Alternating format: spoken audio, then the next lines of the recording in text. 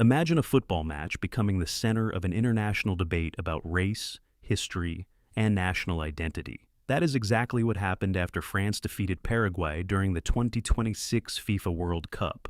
The match ended on the field, but the conversation had only just begun. Soon after Paraguay's elimination, comments made by Paraguayan Senator Celeste Amarilla about French captain Kylian Mbappé sparked outrage around the world. The remarks were widely condemned as racist. Mbappé publicly responded. France's Football Federation took legal action. French political leaders voiced their support for the World Cup winner. Perhaps most significantly, Paraguay's own government rejected the senator's comments and stated that discrimination has no place in football or in society. But this story raises an important question. Was this simply the opinion of one politician? Or did it expose deeper issues that have existed inside Paraguay for generations? To answer that question, we first need to understand Paraguay itself. Located in the heart of South America, Paraguay is home to more than 7 million people. Unlike many countries in the region, Paraguay has a unique cultural identity. Most Paraguayans identify as mestizo, meaning they have both indigenous Guarani and European ancestry. The country is also one of the few in Latin America where an indigenous language, Guarani, is spoken by millions of people from all walks of life. Many Paraguayans are proud of this cultural heritage. It is often presented as a symbol of national unity. But historians say this national story has sometimes overshadowed other communities that also helped shape the country. One of those communities is the Afro-Paraguayan population. Many people outside Paraguay don't even realize Afro-Paraguayans exist. Their ancestors arrived during the colonial era and contributed to the country's development through generations of labor, culture, music, and military service. Today, one of the best-known Afro-Paraguayan communities is Cambacua. Despite preserving unique traditions for centuries, community leaders have often said their history receives very little attention in schools, politics, or national media. Human rights organizations argue that this lack of visibility has consequences.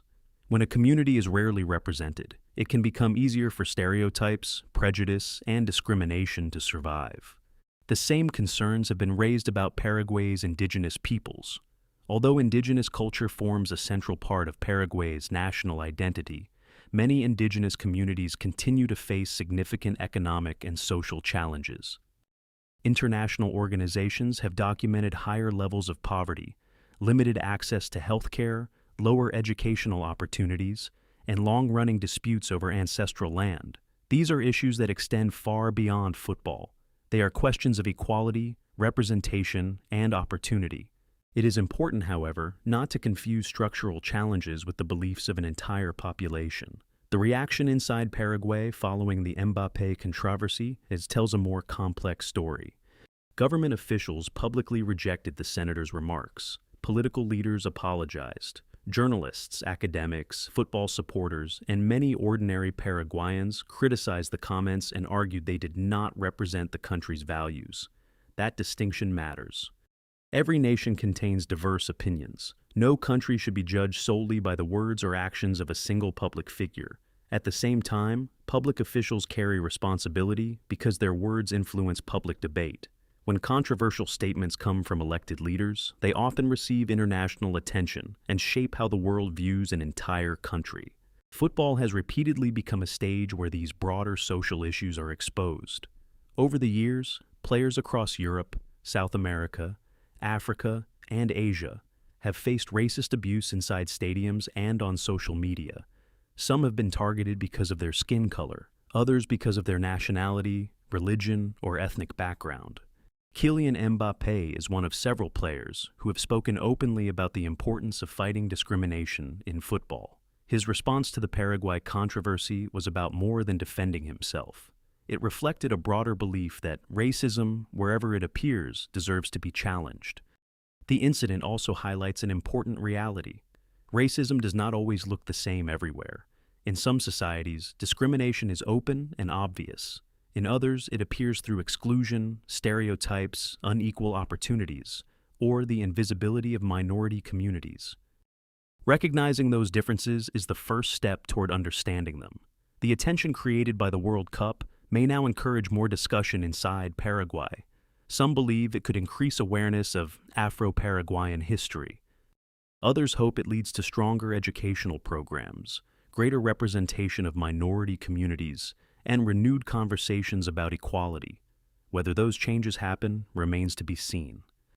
What is clear is that this controversy became much bigger than football. It opened an international discussion about race, identity, history, and the responsibilities of public leaders. It also reminded the world that every country has chapters of its history that deserve honest examination.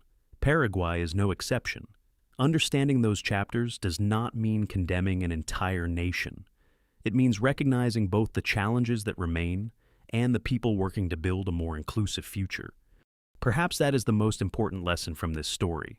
Football may have started the conversation, but the questions it raised extend far beyond the 90 minutes played on the pitch. What do you think? Can major sporting events help societies confront difficult social issues? Or has this controversy unfairly shaped international perceptions of Paraguay? Share your thoughts respectfully in the comments below.